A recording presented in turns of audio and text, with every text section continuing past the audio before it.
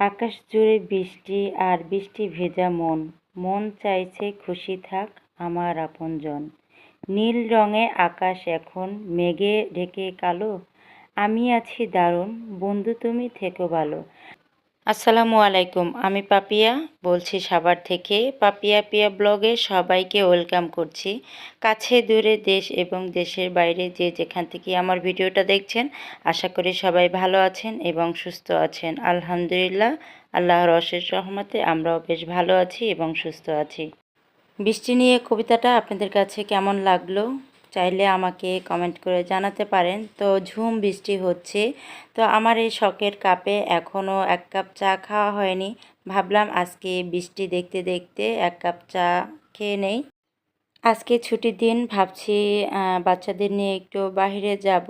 তো আসলে প্ল্যানটা অন্যরকম হয়ে গেল, এত বৃষ্টি হচ্ছে তো দেখতেই পাচ্ছেন। আর এরকমের বৃষ্টি দেখতে দেখতে চা খেতে কে কে পছন্দ করেন আমার মতো? চা খেতে খেতে আমার আপু ভাইয়াদের একটা পুরনো কথা মনে করিয়ে দিচ্ছি। যারা ভিডিওটি ক্লিক করছেন, যদি ভিডিওর কোনো অংশ যদি ভালো লাগে প্লিজ একটা লাইক দিয়ে শেষ পর্যন্ত আমার সাথেই থাকবেন। আপনি যদি আমার চ্যানেলে নতুন ভিজিট করে থাকেন, ভিডিও দেখার পরে কোথাও কোনো অংশ যদি একটুও ভালো লাগে, পরবর্তীতে দেখার ইচ্ছে থাকে, চাইলে আমার চ্যানেলটি সাবস্ক্রাইব করে আমার পাশেই থেকে যেতে পারেন। আর এই কাজটা যদি আগে থেকেই করে থাকেন, আপনাকে অসংখ্য ধন্যবাদ। বেলকনিতে বসে এরকম বৃষ্টি দেখতে দেখতে এক কাপ চা খাওয়ার ফিলটাই কিন্তু আলাদা। অনেক বৃষ্টি হচ্ছে আর বৃষ্টি ভেজা গাছগুলো দেখতে খুব ভালো লাগছে। চা খাওয়া শেষ করে চলে আসলাম। তো আপনাদের ভাইয়া রাতেরবেলা এই কেকটা নিয়ে এসেছিল, তো কেকটা লাভ শেপে ছিল। আর বেকারিতে নতুন বানিয়েছে, বলল যে খেয়ে দেখেন কেমন হয়েছে। কেকটা খেতে খুব ভালো লাগলো, তো বাচ্চাদের চা দিয়ে কেক খেতে দিলাম। তো আজকে সংক্ষেপে নাস্তাটা করে নিচ্ছি। আর এই যে দুপুরে রান্না করব আজকে সব কিছু ফাঁকিবাজি। তো ফাঁকিবাজি রান্না করব, ওই যে গেস্ট এসেছিল তো রোস্ট ছিল। আর অনেকটা পরিমাণ যে মশলা সেটাও ছিল। তো আমি এভাবে কিন্তু ফেলে না দিয়ে ডিপে রেখে দিই।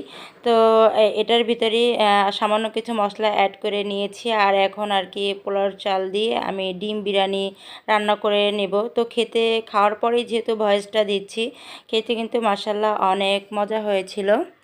তো খেতে বসে কেউই কিন্তু কোনো কিছু আর কি ধরতে পারে নাই যে কি দিয়ে কি রান্না করেছি। তো খেতে নাকি অনেক মজা হয়েছিল। তো আমি কিন্তু প্রায় সময় এই কাজটা করে রাখি।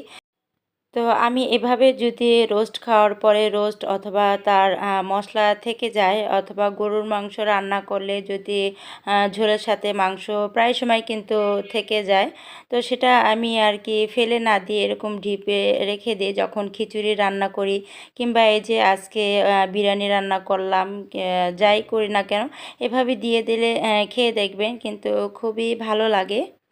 তো এই যে রান্না করছি, কেউ খেতে বসে কিন্তু ধরতে পারে না যে আমি এর সাথে কোনো মশলা অ্যাড করেছি কি না, কিংবা মানে ওইভাবেই খেতে টেস্ট হয়েছে। চাইলে আপনারাও এইভাবে ফেলে না দিয়ে এটাকে আর কি এভাবে রান্না করে নিতে পারেন, জিনিসটা আর কি অপচয় হলো না। তো আমার এই আইডিয়াটা আপনাদের কাছে কেমন লেগেছে চাইলে আমাকে জানাতে পারেন। আর অনেক সাউন্ড আসে আমি ভয়েস দেওয়ার সময়, প্লিজ ক্ষমা সুন্দর দৃষ্টিতে দেখবেন। তো রান্না করতে করতে আমার ছেলে বলতেছে আম্মু দেখো বৃষ্টিটা থেমে গেছে। আমি বলি যে দেখো এটাও কিন্তু আল্লাহর রহমত, তোমরা এখন নামাজ পড়তে আর কি সবাই আজকে জুমার নামাজ পড়তে যাবে। এই মুহূর্তে দেখেন অনেক একদম রৌদ্র উঠেছে। তো এই যে কতক্ষণ বৃষ্টি হচ্ছে আবার রৌদ্র হচ্ছে, তো আজকের দিনটা এভাবেই আর কি কেটে যাচ্ছে। আর এই যে রান্না প্রায় আমার হয়ে গিয়েছে, উপর দিয়ে একটু ঘি দিয়ে দিচ্ছি। আজকে ভাবছি আমার যে এই সিলের রুমে যে স্ট্যান্ডটা আছে এটা একটু অন্যরকম করে গুছিয়ে নেব গাছ দিয়ে, বৃষ্টি ভেজা গাছ দিয়ে রুম সাজাতে কিন্তু ভালোই লাগে। সবগুলো গাছ বৃষ্টিতে ভিজে আছে, মানে খুব দেখতেও ভালো লাগছে। আর বৃষ্টির পানি তো এক রকমের সার বলা যায়, গাছগুলো একদম তরতাজা হয়ে যায় বৃষ্টির পানি পেলে। তো র্যাকটা কিন্তু আমি আগে অফ ক্যামেরায় মুছে নিয়েছি। তো আমি একটানা কিন্তু কোনো গাছই ঘরের ভিতরে রাখি না, কখনো আর কি বাহিরে রাখি। তো এতদিন এগুলো বাহিরে ছিল, বৃষ্টির পানি পেয়েছে, এখন কয়েকদিন আবার ঘরে রাখবো। আর গাছ দিয়ে ঘর সাজালে কিন্তু ঘরটা দেখতে খুবই ভালো লাগে। ওই যে দেখতে পাচ্ছেন কত সুন্দর রৌদ্র উঠেছে। বাইরের পরিবেশটা দেখে বোঝাই যাচ্ছে না যে বৃষ্টি হয়েছে। তো যাই হোক, আর এই যে সিরামিক্সের আর কি টবগুলো আছে সেগুলো আমি কিন্তু অফ ক্যামেরায় প্রত্যেকটা টব সুন্দর করে ধুয়ে নিয়েছি। আর এটা কিন্তু যেহেতু জানলার কাছে থাকে একটু বেশি ময়লা হয়, আমাকে 2-3 দিন পর পরই এটা মুছে নিতে হয়। গাছ দিয়ে ঘর সাজাতে আমার খুব ভালো লাগে। আমার ঘরের প্রতিটা কোণায় কিন্তু সবুজের ছোঁয়া আছে। আমি যখন একাকিত্ব বোধ করি তখন কিন্তু এই গাছগুলোর সাথে কথা বলি, আমার খুব ভালো লাগে।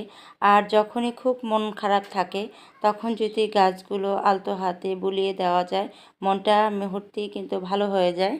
কোনো কারণে দুশ্চিন্তা থাক কিংবা যাই হোক, ফ্যামিলিতে মন খারাপ চিন্তাধারা থাকতেই পারে। ওই মুহূর্তে আপনি এই যে আনাচে কানাচে যদি গাছ থাকে, তো ওইদিকে চোখ পড়লেই কিন্তু আপনার মন মানসিকতাটা ভালো হয়ে যাবে। আমার বেশি যখন মন খারাপ থাকে তখন তো বেলকনিতে যেয়ে বসি, আর একদম হালকা মিউজিকে যে গানগুলো, পুরাতন গানগুলো, আমি গান শুনতে খুব পছন্দ করি। তখন আর কি গানগুলো ছেড়ে আমি গাছের দিকে এক ধ্যানে তাকিয়ে থাকি। তো কতক্ষণ থাকার পরেই দেখা যায় কি আমার মনটা খুব ভালো হয়ে যায়। তো এই যে এখানে আমার খাটের পাশেই যে এই ছোট্ট বেডটা আমার হাতে বানানো, তো এখানে কিন্তু মানি প্লান্ট গাছ রেখেছিলাম, এখন চেঞ্জ করে আর কি স্নেক প্লান্ট গাছটা দিয়ে দিয়েছি। আর এইখানে আমি কিন্তু গাছ মানে এখান থেকে ওখানে, মানে কোনটা কোনখানে রাখলে বেশি ভালো লাগবে এটাই আমি রাখি। তো এটা জানি কি লিলি বলে, এই মুহূর্তে আমার নামটা মনে আসছে না। তো এখানে কিন্তু ফুল ফুটে আছে দুইটা, দেখতে কিন্তু বেশ ভালো লাগছে। আর এই গাছটা কিন্তু পানিতেও হয়। আর দেখবেন আপনি এই জায়গার জিনিস যদি ও জায়গায় 2 দিন পর পর এরকম চেঞ্জ করে থাকেন, ঘরে চেঞ্জ করলে কিন্তু নতুনত্ব একটা ভাব আসে, আর দেখতেও কিন্তু ভালো লাগে। তো আমি কিন্তু এই কাজটা করে থাকি। এক জায়গায় বেশি দিন একটা জিনিস আমি রাখি না। আর এভাবেই পরিবর্তন করে করে ঘর সাজাতে কিন্তু আমার কাছে খুবই ভালো লাগে। আমার সাথে সাথে আমার ছেলেও কাজ করছে, বলতেছে যে দেখো আমি লাইট দিয়ে সে ভূতের মুভি বানাচ্ছে, দরজা জানলা সব বন্ধ করে দিয়ে আর কি সে কি জানি আর্ট করেছে। আর সে লাইট মেরে মানে টিভিতে যাই দেখে সেটাই সে করার চেষ্টা করে, যে ভূতের মুভি মানে খেলা খেলছে। তো আমার পুরো বাসাটা কিন্তু আমি অফ ক্যামেরায় গুছিয়ে নিয়েছি। তো এই যে গাছ দিয়ে আমি প্রতিটা কোণায় কোণায় কিন্তু আমার গাছ দিয়ে ঘরটাকে সাজিয়েছি। আর এগুলো কিন্তু বেশিরভাগই কিন্তু রিয়েল গাছ, কোনো আর্টিফিশিয়াল গাছ খুবই কমই আছে। তো কেমন লেগেছে আপনাদের কাছে আমার এই গাছ দিয়ে ঘর সাজানোটা, তো চাইলে আমাকে কিন্তু কমেন্ট করে জানাতে পারেন। আমি আপনাদের কাছে আবারও ক্ষমা চেয়ে নিচ্ছি, কারণ যে আমি যখন ভয়েসটা দিচ্ছি, যেহেতু রোডের সাইডে আমার বাসা, অনেক কিন্তু গাড়ির শব্দগুলো চলে আসে হর্ন যখন দেয়। তো প্লিজ ক্ষমা সুন্দর দৃষ্টিতে দেখবেন ব্যাপারটা। আর সবাই নামাজ পড়ে চলে এসেছে, আমি টেবিলে খাবার পরিবেশন করে দিচ্ছি, আর সবাই বসে আর কি খেয়ে নেব। আমাকে দেখে কিন্তু বোঝাই যাচ্ছে না যে আমি শারীরিকভাবে অসুস্থ। তো আমার দিন কিন্তু চলেই যাচ্ছে, কোনো কিছুই থেমে নেই।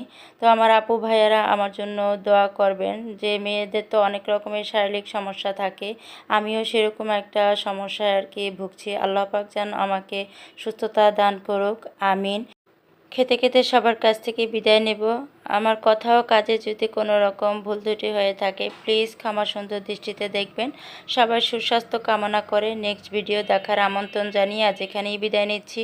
আল্লাহ হাফেজ, আসসালামু আলাইকুম।